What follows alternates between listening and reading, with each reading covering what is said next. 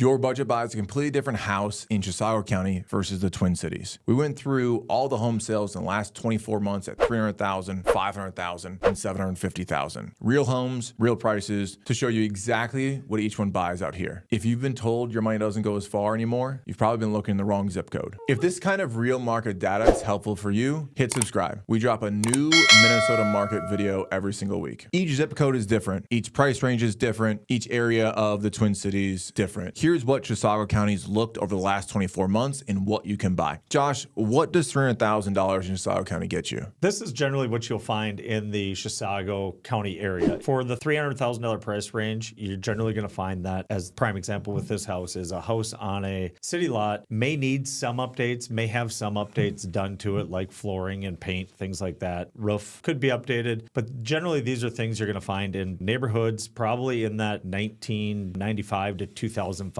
era built home. And I think what you're going to see in $300,000 in Chisago County is going to get you a very good starter home. Something that you're going to be able to grow into, that's not going to need a ton of repairs. You might not get a couple acres. If you get a couple acres, it might need a little bit of work, probably will. Yep, or it's going to be an older, probably an older home. Yeah, and it's going to might need updates. It's going to be maybe a little bit uglier if it's going to be on the acreage. But I think for $300,000, you can get a really good home. So for $500,000, what can you get for a home? At $500,000, that's going to start to open up a few more things. Example I have here is 9861 Green Lake Trail. It was a split entry home that I had listed. It actually had an outbuilding. It was on 3 acres, newer flooring, had some appliances, deck, things like that. It was on a little busier road, but you start to hit that 500, it kind of opens up price points. Generally, you could find something on acreage. You might be able to find a small cabin if you're looking for a cabin on one of the premier lakes up here, which not going to be a giant home, but you're going to be probably that 1,000, 1,200 square foot cabin or a little less on a smaller lot. That's generally what you're going to find in that 500 price range. You go into, if you're looking to be in the neighborhood, generally you're going to get a little bit more of an updated home, probably 2010 and newer. You'll start to find homes that are, I want to say, right around 2,500, 3,000 square feet that do have nice updates and are in today's times. That'll probably find you a neighborhood home around that $500,000 price point. Yeah, I think this price range is where you're starting to unlock good homes with acreage, a pole building. You're going to get those options are going to open up for you, right? When it comes to in-town or in-city lots, you're going to get a nice neighborhood, some of the nicer neighborhoods in Chisago County. You're going to get a fairly modern, updated, really good condition house or two-story. You're going to get above 2,500 square feet, somewhere around there. That's what you're going to see in $500,000. And this is the beginning of probably the lake home prices. Yes. 500 is where you're going to get something that's kind of that cabin. It's going to be smaller, but you can get some lake frontage for $500,000. You might find a little bigger home, but it's going to be elevated lakeshore or really steep lakeshore. The house could be really outdated, something along those lines. Yeah.